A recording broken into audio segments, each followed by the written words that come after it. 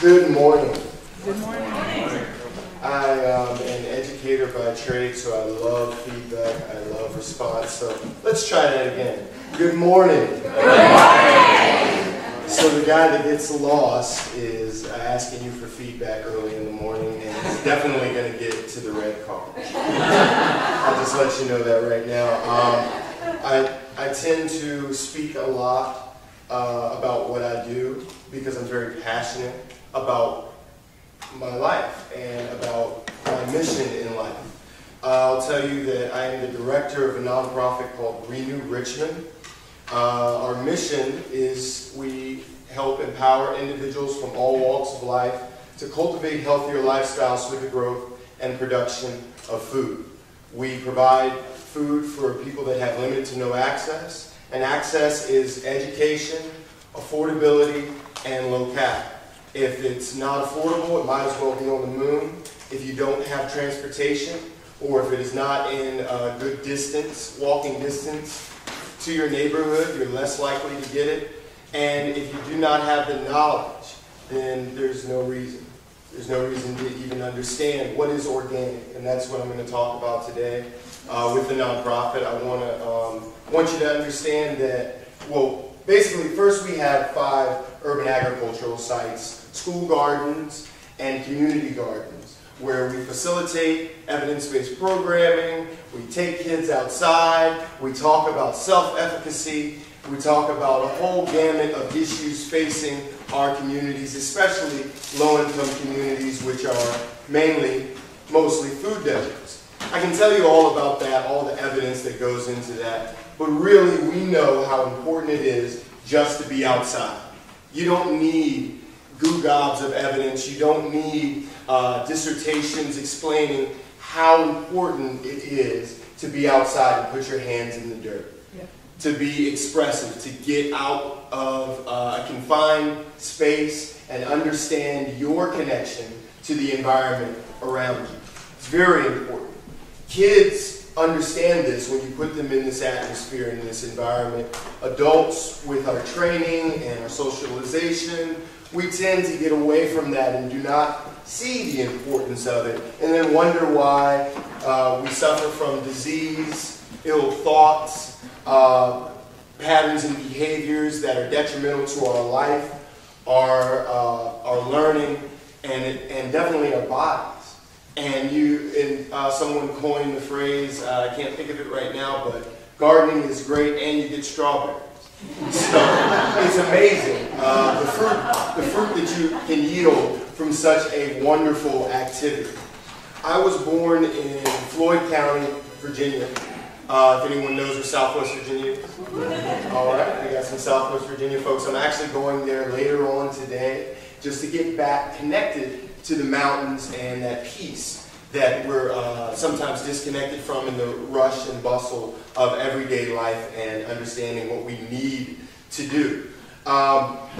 The important thing that I saw in moving to Richmond in 2002 is I've got to find some peace. I've got to find some mountain. I've got to find something. There are no mountains in Richmond, unfortunately. But there are green spaces if you look for them. I didn't understand that until maybe 2 years in college, that you go outside, you go to Goochland, you go to Amelia, you can even go to the river and find that peace to get you back connected with the earth and your environment. And it does a world of difference with your understanding and your growth. No matter how old you are, it's very important. My job and why I'm so proud and so passionate about what I do is because I get the chance to talk with kids who have never seen fruit or vegetables grow from a plant, especially nothing that they planted themselves. And that's amazing. It's great. It fuels what I do every single day. And I'm getting flustered, sorry. But it definitely fuels what I do, and I don't want to get trapped in that because it's definitely going to come up later. But what I would like to say is that through our nonprofit, we're able to take kids of all ages, kids in elementary school, middle, and high, but also the adult kids who aren't exposed to that regularly. Take them outside and get them involved in growing their own food, get them connected to their food. This is important now more than ever because we are trapped in a world of GMOs, we're trapped in a world of processed food, we're trapped in a world of health issues and disparities that come out of what we eat and what we don't eat. We're eating food with high in saturated fat, sodium, salt, sugar, chemicals, you name it, we ingest it.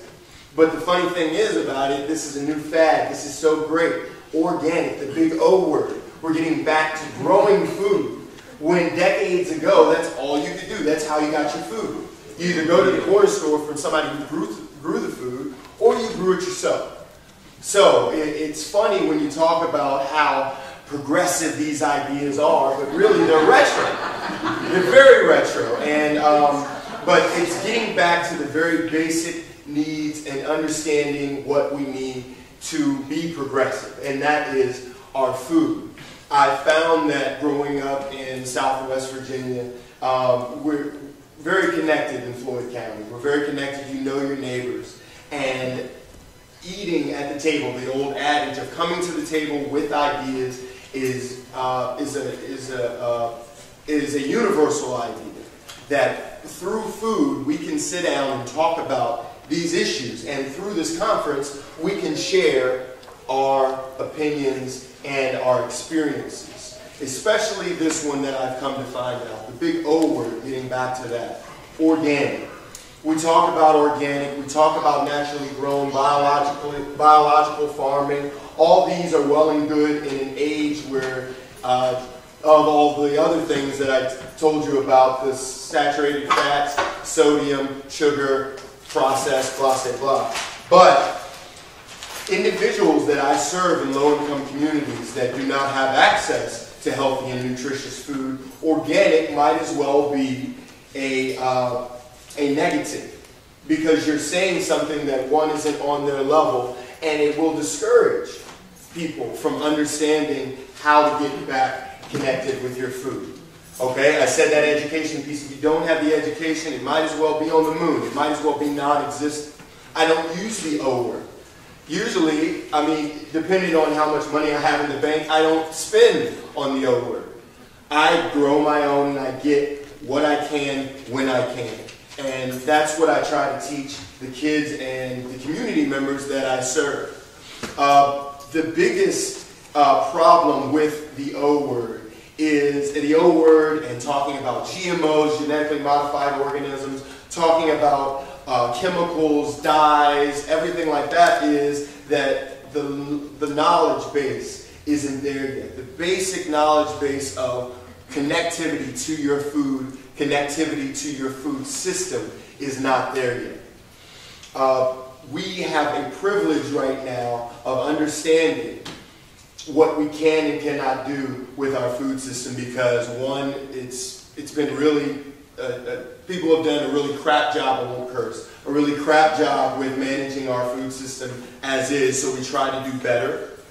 And we have the opportunity to meet like-minded individuals and share these ideas and go for the O word, go for the gusto, create community gardens and things of that nature.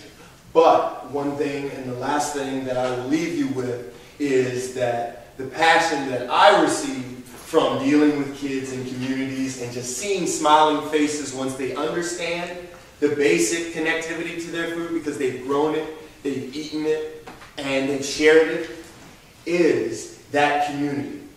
You cannot create a community garden without community. People tend to put the cart before the horse and create community gardens and have this beautiful space without understanding the most important part of food, which connects us all. That everybody's got to eat. Everybody eats. But it's about, are we eating well? Are we eating right? And that's what I love to do in my everyday life, and that's what I have the opportunity to do in my everyday life. And I hope that if you come to our sessions today, that I'll be able to share more of that with you. But I hope that from this basic conversation of getting to know who I am, you can understand how important food is in our everyday lives. Thank you.